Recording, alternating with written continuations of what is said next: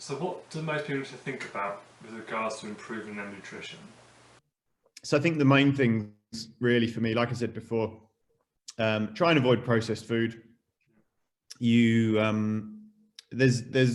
various reasons for that, but obviously high fat, high sugar, high salt is often the case with processed foods. But there's also some arguments that if you have lots of preservatives, for example, effectively what preservatives do is kill bacteria. And if you're killing the bacteria in your gut, actually that's probably not a good thing. A healthy gut bacteria levels are a really good thing. So that would be one big thing. I would suggest just as a general rule, we've probably publicized a high carbohydrate diet a little bit too much, in my opinion, over the last years. A balanced diet with a little bit more carbohydrate than a normal person would need is probably a really good place to start. In general, I would say have some variety as well. Yeah. So when I was riding, one of the things I would try and change if I could go back would be not to snack so much on bread. So I would literally come home from a ride. If I was hungry, I could eat nearly half a loaf of bread toasted with butter on. It was great, but it's just empty calories. Yeah. And the amount of bread and pasta and kind of fairly basic carbs that I ate when I was a rider, when I look back, it was pretty ridiculous. But it was the height of the kind of high carb diet, and everybody has to be high carb. So so think about that. Also think about what's going to fill you up. So one of the things that I've changed quite a lot in the last, 10 years or so is probably eating a lot more fat than I was when I was riding seriously, and certainly eating a lot more protein. And both of those will make you feel more satiated, so that you will feel fuller for longer. And often it's a case of you look for a healthy snack, something with not too much fat in it, something carbohydrates is okay, that's fine, but it's like pouring petrol onto a fire, it just disappears. Whereas if you put a log on or a lump of coal on it, it takes a long time to burn, and it burns much more slowly. So so definitely thinking about that. And then fresh fruit and vegetables is always a good thing. Maybe a bit more vegetables than fruit is probably a good thing for most people, because the fruit is quite high sugar. And like I said before, cooking fresh food. If you can cook stuff yourself, doesn't have to be super fancy, Gordon Ramsay, Michelin 5-star restaurant standard, but if you can cook things yourself, I think it gives you more of an appreciation for the food, and you have a bit more of an idea of what's going into it and what you can do and what you can't do with different ingredients and things. So in terms of, just a question, I guess you talked about, so snacks with a bit more fat in and protein. In terms of the riders you're working with, would you give them like specific guidance about I don't know if you do nutrition with your riders or not, or whether you've got someone who does that with them, but so what's maybe the differences when it actually comes down to what sport you're going to be doing that day? In Swiss cycling, we have basically all endurance riders. Very few sprint athletes. The girls that I'm working with, that I'm writing plans for, will do between, like, an easy week is probably 8 hours or so. A hard week is like 25 hours. Maybe if it's a training camp, maybe they get towards 30 hours in a week. So still reasonable volume. And a lot of the boys that are in the Swiss national team, but also the other, competing at World Cup level, a lot of them ride on the road. In fact, almost all of them will ride on the road as well.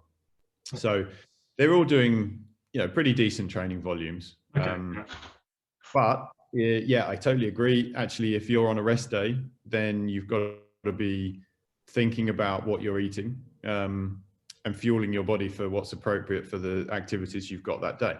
If you're going to go and do a 5 or 6 hour ride, you need to have probably a big breakfast. If you're going to go and do it start in the mid-morning, you've got to have enough snacks with you that you're going to get through the ride without completely running out of energy.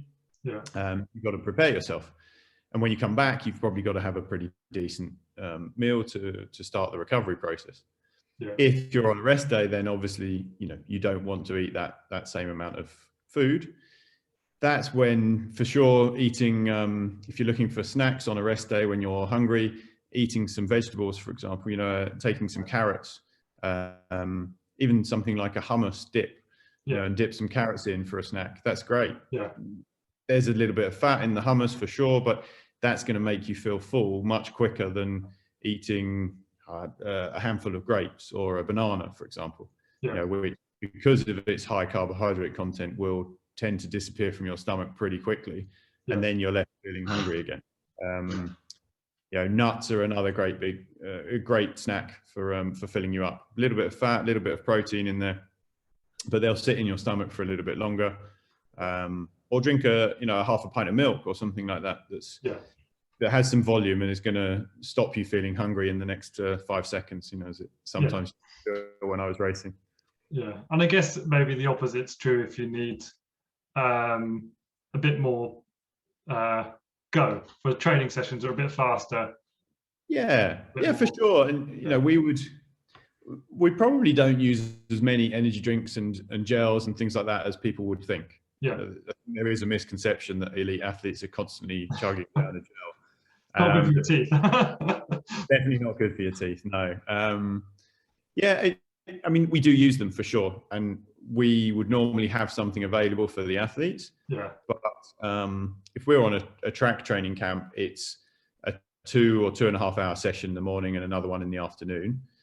They can survive for 2 and 2.5 hours for sure without having to have 200 grams of carbohydrate in them. So they're quite often they'll be having a decent breakfast. They would basically have water or maybe an electrolyte drink to give it some flavor for the session, and then they have a good lunch pretty much as soon as possible after the session, and then they're recovering, waiting for the next session in the afternoon, and again a good dinner in the evening. So if mostly you get food. If you get those three main meals good, then you're in a pretty good position to prepare for the next day or to prepare for that next session. Yeah, brilliant. I think that's some really helpful information there. So the sort of cyclists we're talking about, what do you think they can do to improve recovery? I think it's a really good question. I pretty much, not entirely, but I pretty much accepted when I started working full-time as a coach, or pretty quickly when I started working full-time, that I wasn't going to be able to continue to compete at the same kind of level. So I had to be pretty picky about which races I would still do and so on. And part of that is I'm not somebody who gets really stressed generally, but obviously there is some stress in anybody's life. But also a lot of it is the time to recover. So it's just literally having the time to sit down and have take a breath.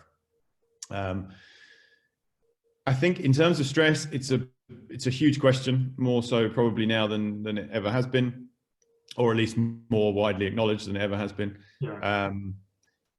Exercise helps. That's one thing that is 100% for sure. So that's a good step if you're already riding your bike, you're already getting out and doing some exercise. What I would say is to take into account that other things also give you some fatigue, and stress is one of those things. So one of the things that I see a lot of riders who struggle with is, for example, the girls that I'm working at the moment, when they have exams, they're a lot of them are sort of part-time students, part-time athletes.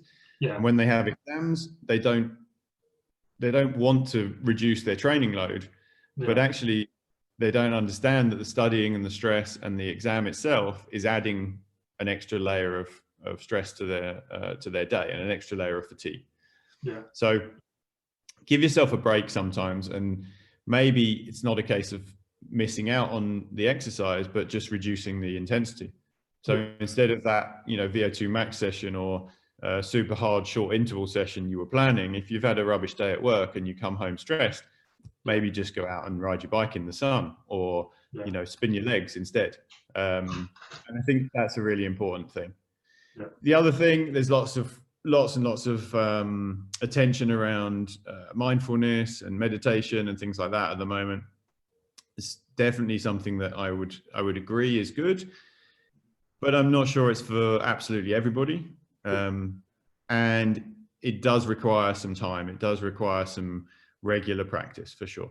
And that's not something that everybody has the time or the motivation to commit to necessarily.